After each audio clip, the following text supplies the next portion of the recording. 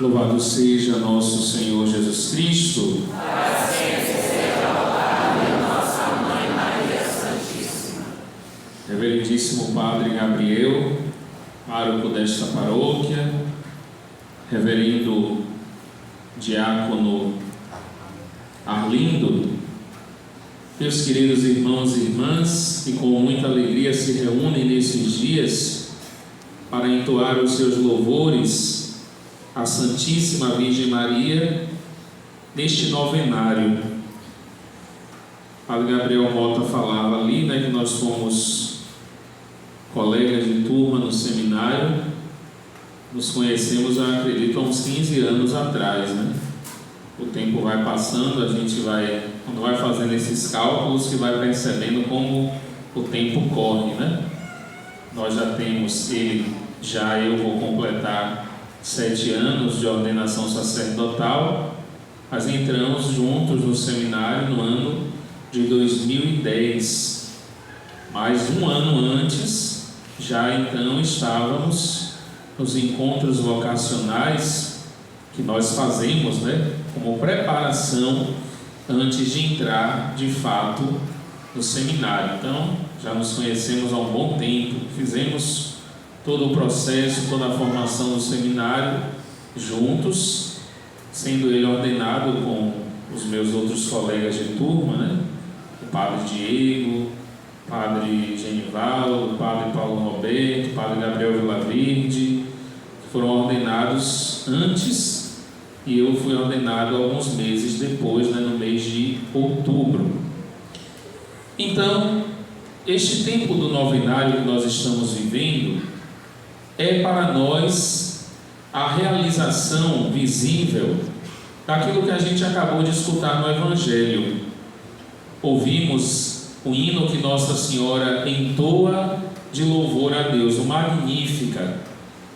E uma das partes principais do Magnífica é quando a Virgem Maria diz: desde agora todas as gerações me chamarão bem-aventurada, bendita, feliz, a depender da tradução da Sagrada Escritura.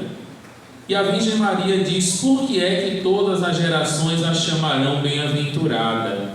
Não é à toa que ela vai ser chamada bem-aventurada, mas sim porque o próprio Deus fez nela coisas maravilhosas. O próprio Deus, no seu coração, realizou as suas maravilhas. E Nossa Senhora para nós então é o exemplo de que todo coração que se abre verdadeiramente ao amor e à graça de Deus experimenta as graças maravilhosas que Deus pode realizar, que Deus pode conceder para transformar e renovar a nossa vida. Nesta 7ª noite desse novenário, nós meditamos como tema as virtudes de Maria como motivação para buscarmos o paraíso.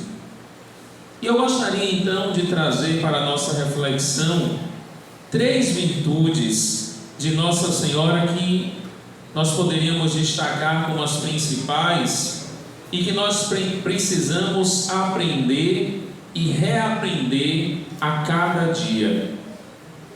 Existe um documento da igreja chamado Lumen Gentium, que é um documento fundamental para se compreender a igreja, que dedica no último capítulo uma parte para falar da Virgem Maria. E esse documento deixa claro, salienta bem, que aquilo que a igreja deve ser, aquilo que nós cristãos devemos ser, aquilo que nós precisamos viver como verdadeiros filhos de Deus, a Virgem Maria já é. Então, se nós tivéssemos que eleger qual é o modelo perfeito do que é ser cristão, qual é o modelo perfeito do que é servir e amar a Jesus, qual é o modelo perfeito para fazer a vontade do Senhor, nós encontramos este modelo na Santíssima Virgem Maria. Tanto que nós podemos dar o título: a Virgem Maria é um espelho para a igreja, porque ela reflete aquilo que todo cristão deve ser. Todo cristão é chamado a ser como a Virgem Maria, especialmente em 3 das suas virtudes principais: obediência, humildade e fé. Gostaria de começar falando da obediência da Virgem Maria. Quando nós escutamos o Evangelho da Anunciação, nós vemos que o anjo Gabriel, ao se apresentar a Nossa Senhora e dizer que ela seria a mãe do Salvador, faz um comunicado da parte de Deus. O anjo e Deus que manda a sua mensagem através do anjo não obriga nem impõe nada a Nossa Senhora. Comunica uma vontade de Deus e ela então está ali para dar ou não o seu consentimento à vontade de Deus. E nós escutamos que, no primeiro momento, a Virgem Maria pergunta: mas como isso vai acontecer?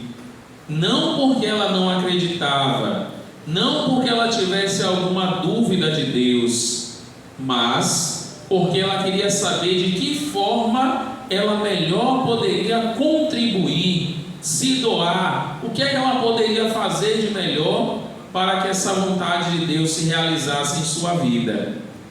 E nós vemos que ao final, Nossa Senhora diz, como resposta: eis aqui a serva do Senhor. Ou em outras traduções, eis aqui a escrava do Senhor. Nossa Senhora se entrega inteiramente na vontade de Deus, dizendo: eu estou aqui para que Deus faça em mim aquilo que Ele desejar, as maravilhas que Ele quer realizar. E nós vemos então que a Virgem Maria é a mulher obediente, porque a verdadeira obediência significa justamente acolher a vontade de Deus em nossa vida. Alguém poderia se questionar: mas Nossa Senhora foi livre para dizer esse sim, ou já estava obrigada a aceitar aquilo que Deus lhe dizia?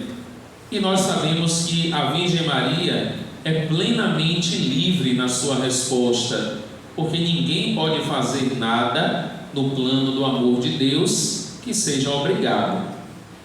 Onde existe obrigação, a gente sabe, não existe amor, não é?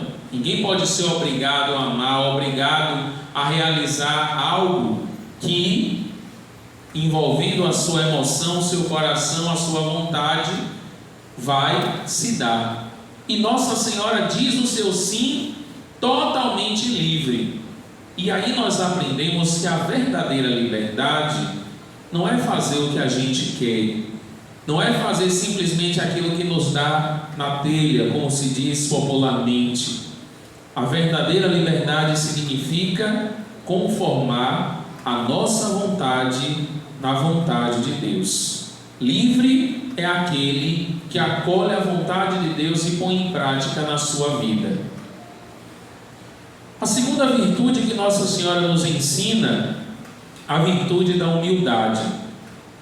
Nós sabemos que depois de nosso Senhor Jesus Cristo, que não é simplesmente humilde, mas é a humildade, que existe uma diferença entre alguém ser humilde e ser a humildade. Jesus é muito mais do que humilde. Jesus é a humildade.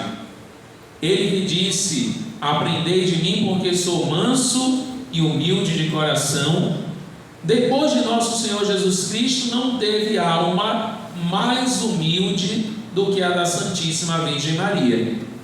Uma humildade total, e por causa dessa humildade atraiu o olhar de Deus. A Virgem Maria, no hino que nós escutávamos, o Magnífica no Evangelho, diz: porque ele olhou para a humildade de sua serva. A humildade do coração atrai o olhar de Deus, atrai o amor de Deus. E Deus então é atraído pela humildade daquela jovenzinha de Nazaré, que recebe então esta grande dádiva, este grande chamado para ser a mãe do Salvador. E nós vemos que no Evangelho Nossa Senhora fala tão pouco, são poucas as palavras da Virgem Maria relatadas nos Evangelhos, justamente porque Nossa Senhora viveu a sua vida sempre em segundo plano, porque sabia que o primeiro plano só pertencia a um, que era o seu filho bendito. A ela, a serva humilde e fiel, bastava fazer a vontade do seu Senhor. E por isso a Virgem Maria é grande, porque ela se fez última e por isso Deus dá a ela o lugar de maior glória.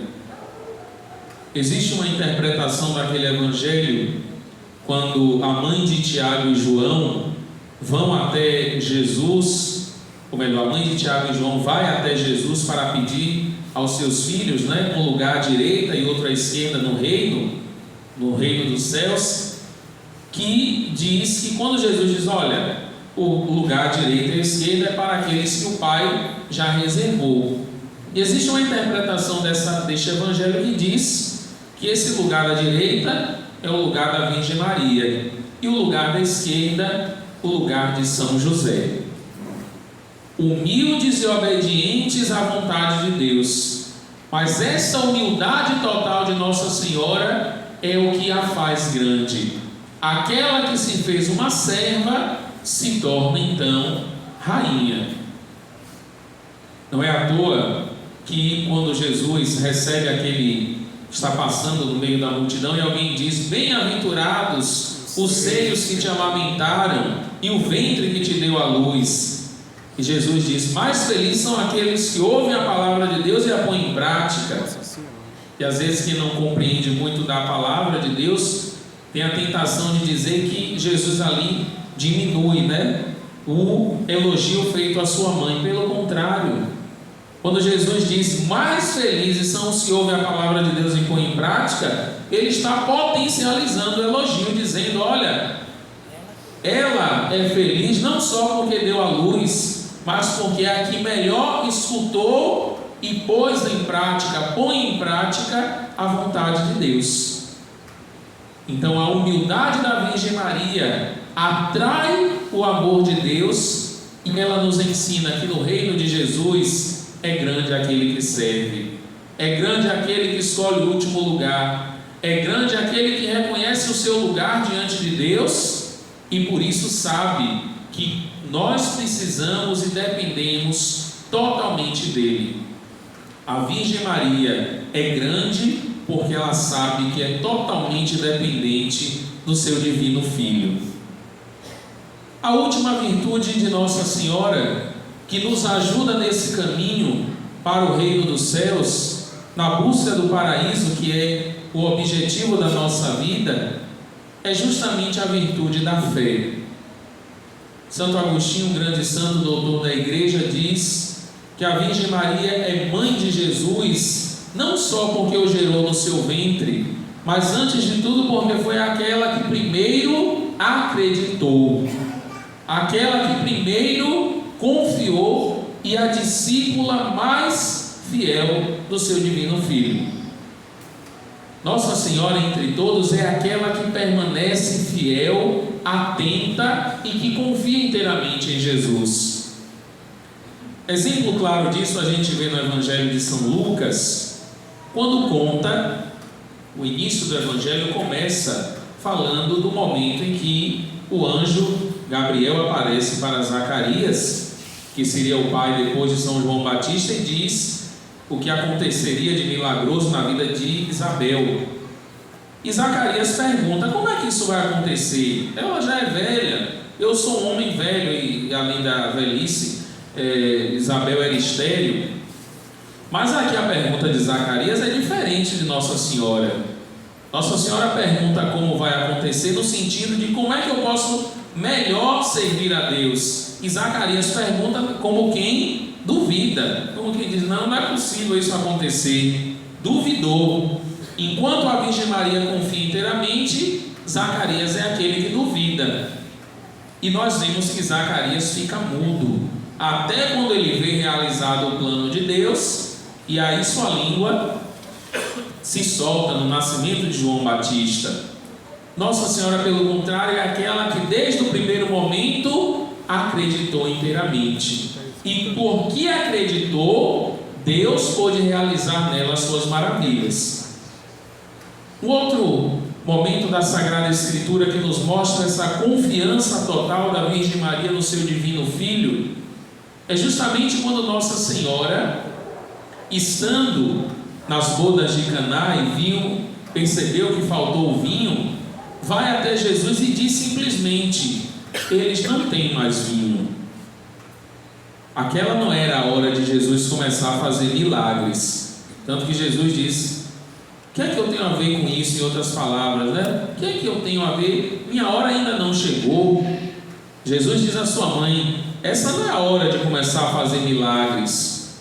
E é interessante que Nossa Senhora é tão confiante, tem uma fé tão profunda no seu divino Filho, que ela não ficou ali debatendo com Jesus, não ficou retrucando, não ficou repetindo, não ficou insistindo.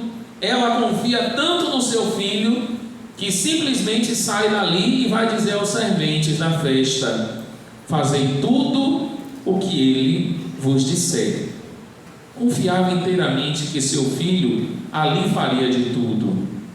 E nós vemos que Jesus, que não queria começar ainda a realizar milagres, faz aquele sinal nas bodas de Caná, porque a sua mãe pediu. A Virgem Maria então nos ensina diante de Deus a confiar inteiramente, sabendo que, colocando nele toda a nossa esperança, toda a nossa fé, nós nunca seremos decepcionados. Meus irmãos e minhas irmãs, a obediência, a humildade que agrada a Deus, e nós sabemos que a Virgem Maria é justamente o início da nova criação, porque é o oposto daquilo que foi Eva, desobediente, não acreditou em Deus, deu ouvidos à serpente enganadora e por isso cai no pecado. A Virgem Maria, que é fiel, obediente, humilde, pelo contrário, não traz para nós o mal e o pecado, mas traz a salvação de que nós necessitamos.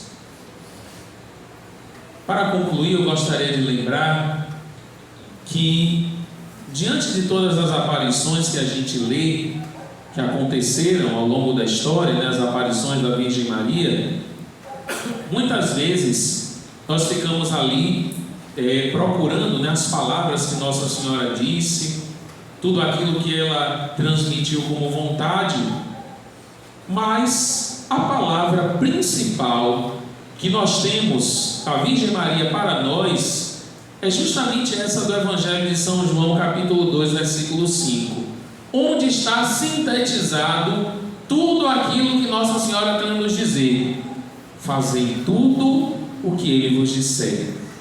Se nós olharmos o seu exemplo, se nós olharmos a sua obediência total, a sua humildade que destrói o poder do inimigo, por isso que o demônio odeia tanto Nossa Senhora, porque ela é justamente o contrário dele. O diabo é o soberbo, Nossa Senhora é a totalmente humilde.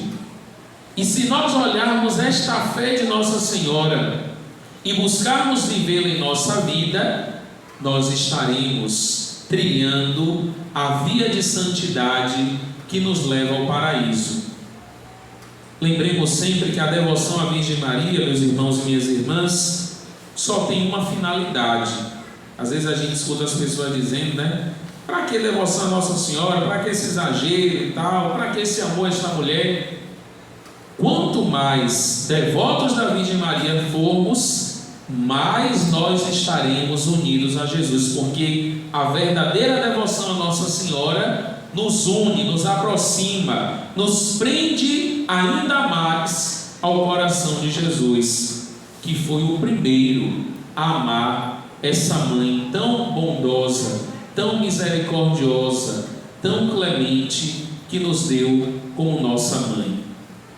Que a Virgem Maria, Senhora do Carmo, interceda por nós e nos ajude a crescer nas virtudes, da qual ela foi o espelho para nós, da qual ela é o espelho, e nos ajude a viver essas virtudes mesmo diante das nossas quedas e pecados de cada dia, para um dia estarmos reunidos ao céu, onde ela já reina, vitoriosa, gloriosa, intercedendo por cada um de nós, no hoje e no agora de nossa vida.